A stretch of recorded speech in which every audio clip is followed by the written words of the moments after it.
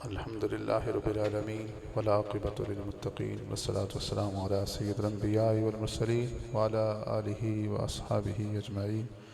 أما بعد فأعوذ بالله من الشيطان الرجيم. بسم الله الرحمن الرحيم.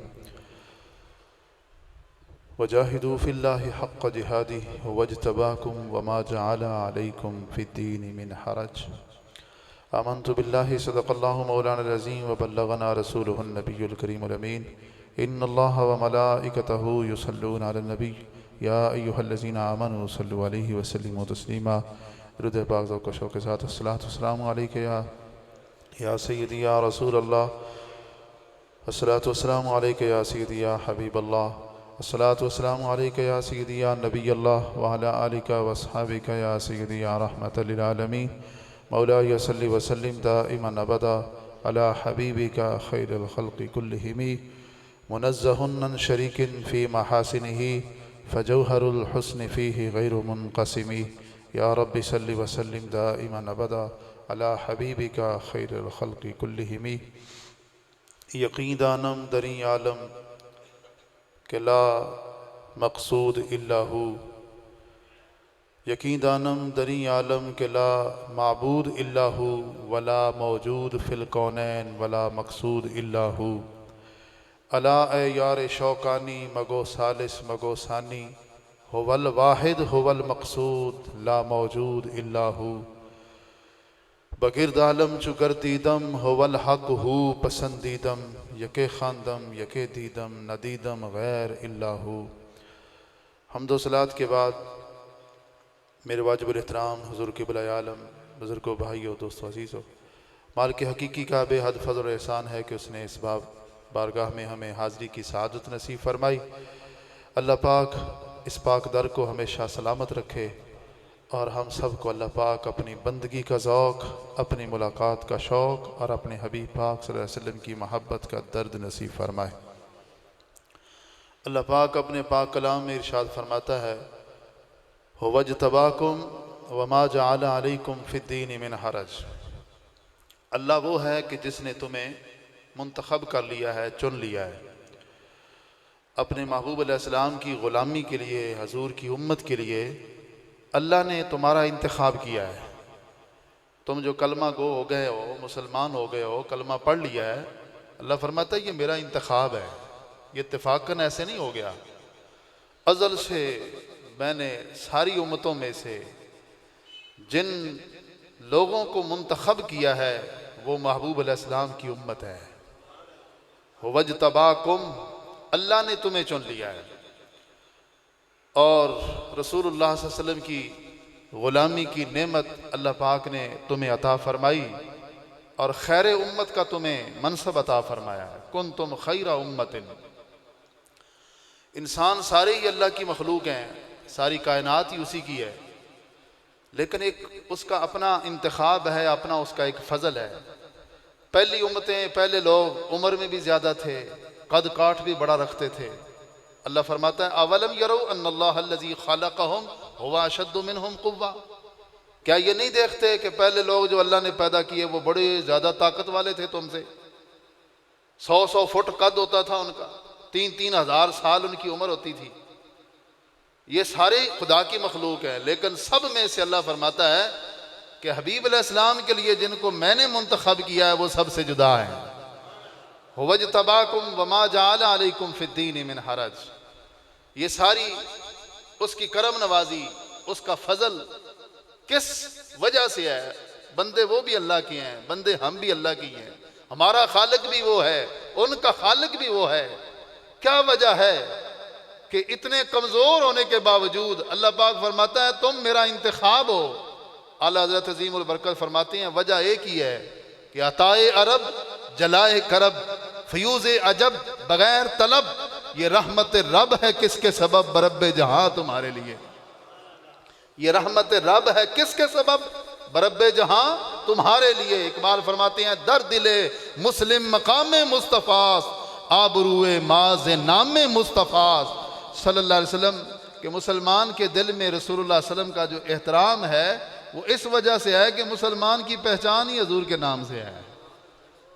ورنہ ساری کائنات میں انتخاب جو ہے اللہ تعالیٰ کا، وہ اس امت کو اس وجہ سے، اور کوئی اس کی وجہ آپ کو سمجھ نہیں آئے گی، صرف اس وجہ سے کہ نبی علیہ السلام کے نام کے صدقے میں اللہ تعالیٰ نے اس امت کو بھی یہ فضیلت عطا فرمائی ہے، اور یہ ازل سے اس کا انتخاب ہے۔ مکہ شریف میں ایک خاتون رہتی تھیں جن کے مزاج میں کافی ظرافت تھی، اور لطائف وغیرہ بیان کرنا، لوگوں کو خوش کرنا، ہنسانا۔ وہ ہجرت کر کے مدینہ پاک آئیں تو مدینہ پاک میں جس کے پاس آ کے ٹھہری تھیں وہ خاتون بھی اسی مزاج کی تھیں۔ تو حضرت عائشہ صدیقہ رضی اللہ عنہا فرماتی ہیں ایک دن وہ میرے پاس بیٹھی ہوئی تھی، نبی علیہ السلام تشریف لائے، آپ نے پوچھا یہ کون ہے؟ میں نے عرض کی حضور یہ مزاج میں بڑی ظرافت رکھنے والی ہیں اور یہ ہجرت کر کے آئی ہیں، اور آ کے ٹھہری بھی اس کے پاس ہے جس کا مزاج بھی اسی طرح کا ہی ہے۔ تو نبی علیہ السلام نے اس وقت فرمایا کہ یہ آج ان کا یہاں اکٹھا ہونا نہیں ہوا، بلکہ یہ ازل سے ہی ہے۔ اللہ پاک نے یہ ایسے ہی انتخاب فرما لیا کہ الارواح جنود مجندہ، حضور نے فرمایا کہ عالم ارواح میں روحیں جو ہے نا وہ بھی ایسے ہی اکٹھی رہتی تھیں، وہ بھی گروہ در گروہ تھے۔ فما تعارف منها ائتلف، جن کا وہاں پہ آپس میں تعارف تھا، پہچان تھی، ایک دوسرے کے ساتھ رہتے تھے، وہ یہاں بھی ایک دوسرے کے ساتھ رہتے ہیں۔ وما تناکر منها اختلف، جو وہاں پہ ایک دوسرے سے اجنبی رہے، ایک دوسرے سے بیگانے رہے، وہ یہاں بھی ایک دوسرے سے بیگانے رہے۔ فرمایا یہ تو ازل سے خدا کا فیصلہ ہے کہ جو اس طرح اس میدان میں عالم ارواح میں جو اکٹھے رہے ہیں وہ یہاں دنیا میں بھی اکٹھے ہو گئے۔ کتنے ہی خوش بخت سعادت مند ہیں وہ لوگ جن کو نیک ہستیوں کی سنگت نصیب ہوتی ہے۔ یہ ازل سے وہاں عالم ارواح میں نصیب تھی، یہاں بھی نصیب ہو جاتی ہے۔ اور رسول اللہ صلی اللہ علیہ وسلم کے پاک دربار میں جن کو حاضری نصیب رہتی ہے، یہ بھی ازل سے اللہ رب العالمین کا انتخاب ہے۔ اس لیے فرماتی ہیں کہ کند ہم جنس با ہم جنس پرواز، کبوتر با کبوتر باز با باز، کہ ہر جنس جو ہے وہ جنس کے ساتھ پرواز کرتی ہے۔ کبوتر کبوتر کے ساتھ جاتا ہے، باز باز کے ساتھ پرواز کرتا ہے۔ جو اہل محبت ہیں وہ ہمیشہ اہل محبت کی مجلس کو ہی پسند فرماتے ہیں۔ ہمارے مرشد گرامی تاجدار فتح پور شریف حضور سید شیر محمد گیلانی رضی اللہ تعالی عنہ آپ فرماتے ہیں کہ جدا کن دے ویلے دا یار ہویوں، جدا کن دے ویلے دا یار ہویوں، پھر نہ دتا آ دیدار مینوں، ڈھونڈ بھال تدوکنی شروع کیتی،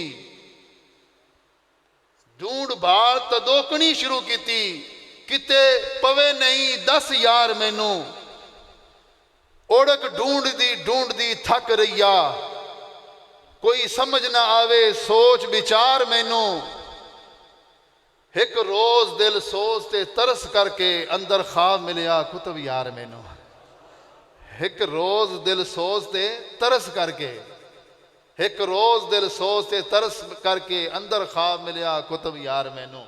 یہ انسان کی طبیعت ہے، مزاج ہے کہ جس کی پیاس ہوتی ہے وہ ازل سے انسان کے مزاج میں ہے۔ جب تک وہ مل نہ جائے نا اس وقت تک سکون نہیں آتا، اس وقت تک وہ چین، جب وہ مل جائے تو پھر بندے کو ساری کائنات کا مقصود جو ہے وہ حاصل ہو جاتا ہے۔ تو فرمایا وَاجْتَبَاكُمْ، اللہ نے تمہیں چن لیا ہے، اپنے محبوب کی غلامی کے لیے منتخب فرما لیا ہے۔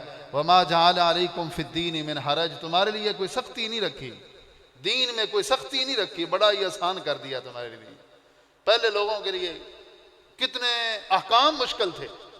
قرآن پاک پڑھیں آپ، پہلے بارے میں اللہ فرماتا ہے کہ ان کے لیے ہم نے حکم یہ دیا کہ جو توبہ کرتا چاہتا تھا نا کہ توبہ میری قبول ہو جائے، اللہ فرماتا ہے فَتُوبُوا إِلَىٰ بَارِئِكُمْ فَاقْتُلُوا أَنفُسَكُمْ، توبہ تب قبول ہوگی کہ پہلے اپنے آپ کو قتل کرو، اپنے آپ کو مارو گے پھر توبہ قبول ہوگی، ورنہ نہیں۔ ایک ہی صورت تھی توبہ کی۔ اور ادھر صورتحال یہ ہے کہ کوئی ندامت کا آنسو بہاتا ہے، کوئی اللہ کی بارگاہ کی طرف رجوع کرتا ہے، میرا رب سارے گناہوں کو معاف فرما دے۔ صرف معاف ہی نہیں ہے، 19واں پارہ اللہ فرماتا ہے اولئک الذین یبدل اللہ سیئات حسنات، جو توبہ کر لے نیک عمل کرے، اللہ فرماتا ہے جتنے گناہ ہوں گے وہ گناہ نیکیوں میں بدل جائیں گے۔ ہوں گے گناہ، چاہیں تو خطاؤں کو حسن عمل لکھ دیں، اپنی ہے کتاب ان کی، اپنا ہے حساب ان کا۔ یہود و نصارہ نے یہ اعتراض کیا، بخاری شریف میں حدیث پاک ہے، اللہ کی بارگاہ میں انہوں نے یہ کہہ دیا کہ اللہ عمریں ہماری زیادہ ہیں، کام ہم نے زیادہ کیے، عمل ہمارے زیادہ ہیں، فضیلت ان کو زیادہ عطا فرما دی ہے، اللہ کے اس فیصلے پر جب یہود و نصارہ نے اعتراض کیا تو اللہ پاک نے فرمایا ذالک فضل اللہ یؤتی من یشاء، یہ میرا فضل ہے، میں جس کو چاہوں عطا کر دوں، یہ میرا فضل ہے، محبوب کی نسبت ہے، میں نے ان کو یہ فضیلت عطا فرما دی ہے۔ ہوں گے گناہ لیکن اگر توبہ کر لیں گے تو ان گناہوں کو نیکیوں میں بدل دیا جائے گا۔ قرآن مجید کی ایک آیت کریمہ ہے، اللہ فرماتا ہے من یعمل سوءا یجز بہ، جو کوئی برا عمل کرے گا اس کی جزا اس کو دی جائے گی، سزا دی جائے گی، جو کوئی برا عمل کرے گا سزا۔ حضرت سیدنا صدیق اکبر رضی اللہ تعالیٰ نے پاس بیٹھے تھے جب یہ آیت کریمہ نازل ہوئی، عرض کی حضور یہ تو معاملہ اس طرح کا کہ جو بھی کوئی غلطی کسی سے ہو جاتی ہے اس کی سزا ملے گی، تو اس میں پھر کیا بنے گا گناہ گاروں کا؟ تو نبی علیہ السلام نے فرمایا کہ میری امت کا مسلمان جب اس کو کوئی معمولی سا کانٹا بھی چبھ جاتا ہے نا، یا کوئی پریشانی بھی لاحق ہو جاتی ہے، وہ بھی اس کے گناہوں کا کفارہ بن جاتی ہے۔ وہ گناہوں کی سزا جو ہے وہ کفارہ وہ دنیا میں ہی اس کو فرمایا، سر درد بھی ہو جائے، کبھی کوئی بخار ہو جائے، نزلہ زکام ہو جائے، کوئی بیماری لگ جائے، وہ سارا جو ہے اللہ تعالیٰ اس کے گناہوں کا کفارہ بنا دیتا ہے۔ اس لیے کسی کو کسی سے ہوئی ہے نہ ہوگی، خدا کو جو ہوئی ہے محبت کسی کی، فتردہ نے ڈالی ہیں باہیں گلے میں کہ ہو جائے راضی طبیعت کسی کی۔ فتردہ نے ڈالی ہیں باہیں گلے میں کہ ہو جائے راضی طبیعت کسی کی۔ یہ محبوب علیہ السلام کی رضا کی وجہ سے اللہ پاک نے اس امت پہ یہ کرم کریمانہ فرمایا ہے، وَمَا جَعَلَ عَلَيْكُمْ فِي الدِّينِ مِنْ حَرَج، دین میں تمہارے لیے کوئی سختی نہیں ہے۔ مثلا روزہ ہی آپ دیکھ لیں، پہلی امتوں پہ 2 مہینے کے روزے ہوتے، ساری رات جاگنا ضروری ہوتا، ایک لمحے کے لیے بیٹھے بیٹھے بھی اونگ آ جاتی تھی تو اس کے بعد وہ سحری نہیں کر سکتے، ساری رات جاگنا ضروری ہوتا تھا۔ اور احکام اس لحاظ سے ان کے لیے اتنے سخت تھے، لیکن ہمارے لیے اللہ تبارک و تعالیٰ نے اتنے نرم فرما دیے ہیں، فرمایا یہ روزے تمہارے اوپر فرض ہیں لیکن اس میں بھی فائدہ تمہارا اپنا ہے، روزے رکھو گے تو تقوی والے پرہیزگار بن جاؤ گے، تمہیں پاکیزگی نصیب ہو جائے گی، تقوی پرہیزگاری آ جائے گی۔ کیونکہ انسان کا جو نفس امارہ ہے نا، یہ مولانا روم فرماتے ہیں نفس ما ہم کم ترز فرعون نیس لیکن نورا اون مارا اون نیس، جو نفس امارہ ہے یہ فرعون سے کوئی کم نہیں ہے، لیکن چونکہ فرعون کے پاس اسباب تھے تو اس نے خدائی دعویٰ کر دیا تھا۔ آج جس کو اقتدار، جس کو اختیار نصیب ہو جائے، اگر خدا کا فضل شامل حال نہ ہو تو وہ بھی خدائی دعوے کرنے لگ جائے گا، وہ بھی ظالم بن جائے گا۔ یہ تو اللہ کا فضل ہے کہ اس نے عبادات لازم کر دی ہیں، روزہ رکھتے رہو گے تم لوگوں کے اوپر ظلم کرنے سے بھی بچتے رہو گے، اللہ پاک تمہیں تقوی پرہیزگاری کی دولت بھی عطا فرمائے گا۔ اور اللہ پاک نے تمہارے لیے دین میں کوئی سختی نہیں رکھی، دین کو تمہارے لیے بڑا ہی اللہ پاک نے نرم بنا دیا ہے۔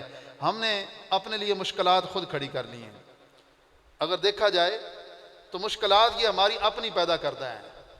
رسول اللہ صلی اللہ علیہ وسلم کی زندگی مبارک کا حسین پہلو سارے ایک ایک ادا حضور کی بے مثل و بے مثال ہے۔ حضور نے اپنی امت کو یہ فرمایا کہ اپنے آپ کو مشقت میں نہ ڈالو، خواہ مخواہ کی مشقت میں۔ حضور کو سب سے زیادہ عمل وہ پسند ہوتا تھا جس میں زیادہ جو ہے آسانی ہوتی تھی لوگوں کے لیے، حضور اس عمل کو پسند فرماتے۔ مثلا فجر کی نماز حضور پڑھتے، آپ کا ہمیشہ سے یہ معمول رہا، فجر کی نماز ادا فرمانے کے بعد حضور مسجد نبی شریف میں بیٹھ جاتے، صحابہ اکرام کو حکم دیتے جس نے کوئی خواب دیکھا ہے مجھے خواب سنائے۔ صحابہ اکرام خواب بیان کرتے، حضور ان کی تعبیر ارشاد فرماتے، تاکہ ان کے خوابوں سے بھی یہ ظاہر ہو کہ رسول اللہ صلی اللہ علیہ وسلم کی محبت اللہ پاک نے ان کو کیسی عطا فرمائی ہے۔ وَشَاوِرْهُمْ فِي الْأَمْرِ، صحابہ اکرام حضور کی محبت کا شیشہ ہے نا، حضور کی اداؤں کا شیشہ ہیں صحابہ اکرام۔ حضور ان کو فرماتے تو ان کی جھجک بھی دور ہو جاتی، جو ڈر اور خوف ہوتا وہ بھی دور ہو جاتا، وہ خواب بیان کرتے۔ ہم سمجھتے ہیں کہ خواب کی شاید کوئی حیثیت نہیں ہوتی، حضور خواب سنتے جاتے اور ان کی تعبیر ارشاد فرماتے۔ پھر 10 بجے کے قریب حضور گھر میں تشریف لاتے اور گھر کے کام کاج کرنا اور جو بھی ضروریات ہیں ان کو پورا کرنا میرا آقا صلی اللہ علیہ وسلم کا معمول مبارک تھا۔ آج ان ساری چیزوں کو ہم اپنے لیے معیوب سمجھتے ہیں۔ پھر زور سے لے کر عصر تک حضور بازار میں تشریف لے جاتے، بازار میں حضور مختلف چیزوں کو چیک کرتے کہ کہیں کوئی 2 نمبری تو نہیں کر رہا، کوئی غلط کام تو نہیں کر رہا۔ گندم کا ایک ڈھیر لگا ہوا ہے، نبی علیہ السلام نے اپنا ہاتھ مبارک گندم کے ڈھیر کے اندر داخل کیا، اندر سے گندم پکڑی تو وہ گلی تھی، آپ نے فرمایا یہ کیا ہے؟ عرض کی حضور بارش ہوئی تھی رات کو، تو آپ نے فرمایا ظاہر لوگوں کے سامنے رکھو نا جو گلی ہے، یہ نہیں کہ خشک سامنے رکھ دو اور جو گلی ہے وہ چھپا کے رکھ دو، اپنے آپ کو مشقت میں نہ ڈالو، اللہ نے جو تمہارے لیے آسانی رکھی ہوئی ہے۔ آج ہم 2 نمبری کر کے اللہ ماشاءاللہ ہر بندے کا ایک مزاج بنا ہوا ہے کہ وہ یہ چاہتے ہیں کہ بس کسی نہ کسی طریقے سے فراڈ کر کے فریب کر کے جو ہے 2 نمبری کر کے جو ہے وہ مال حاصل کر لیا جائے۔ پھر عصر سے مغرب تک حضور حضرت ام ایمن کے گھر تشریف لے جاتے، حضور کی ردائی والدہ ہیں، ردائی امی جان ہیں حضرت ام ایمن، حضور ان کے پاس تشریف لے جاتے۔ وہ کافی بوڑھا پن اور بڑھاپا آ چکا تھا، نبی علیہ السلام عصر سے مغرب تک ان کے پاس تشریف فرما ہوتے، جو آج ہمارے پاس وقت ہی نہیں ہے اپنے بزرگوں کو وقت دینے کے لیے، اپنے ماں باپ کے پاس بیٹھنے کے لیے وقت ہی نہیں ہے۔ رسول اللہ صلی اللہ علیہ وسلم ان کے پاس بیٹھتے اور ان کو حضور علیہ السلام خوش کرنے کی کوشش فرماتے۔ ایک دن حضور نے فرمایا، حضرت ام ایمن رضی اللہ عنہ نے عرض کی حضور دعا فرمائیں کہ اللہ تعالیٰ مجھے جنت عطا فرمائے۔ حضور نے فرمایا کوئی بوڑھا جنت میں نہیں جائے گا، کوئی بوڑھا جنت، انہوں نے رونا شروع کر دیا۔ تو رسول اللہ صلی اللہ علیہ وسلم اللہ فرماتے ہیں کہ جن کی تسکین سے روتے ہوئے ہنس پڑے اس تبسم کی عادت پہ لاکھوں سلام۔ حضور نے فرمایا روتی کیوں ہو اماں جان، جنت میں جو بھی جائیں گے اللہ پہلے ان کو جوان کرے گا، بعد میں وہ جنت میں داخل ہوں گے۔ جن کی تسکین سے روتے ہوئے ہنس پڑے اس تبسم کی عادت پہ لاکھوں سلام۔ حضور نے اتنی آسانیاں ہمارے لیے رکھی ہیں۔ پھر مغرب سے عشاء تک حضور ازواج مطہرات کے پاس تشریف لے جاتے، ان کو تعلیم دیتے، خواتین گھروں میں اکٹھی ہوتی ان کو تعلیم ارشاد فرماتے۔ پھر عشاء کی نماز پڑھ کے جلدی سو جانا آپ کا یہ معمول مبارک تھا۔ تو یہ ساری چیزیں جو ہے نا، اللہ فرماتا ہے لَقَدْ كَانَ لَكُمْ فِي رَسُولِ اللَّهِ أُسْوَةٌ حَسَنَةٌ، تمہارے لیے میرے محبوب کی زندگی بہترین نمونہ ہے۔ جو میرے ساتھ ملنا چاہتا ہے، جو مجھے پانا چاہتا ہے، میرے محبوب کے نقش قدم پہ چلے، اس کو میرا قرب نصیب ہو جائے گا۔ تو اللہ پاک آج کے ان حالات میں ہمیں یہ سمجھنے کی توفیق عطا فرمائے اور ہمیں رسول اللہ صلی اللہ علیہ وسلم کے پاک طریقے پہ چلنے کی توفیق عطا فرمائے۔ وآخر دعوانا الحمدللہ رب العالمین۔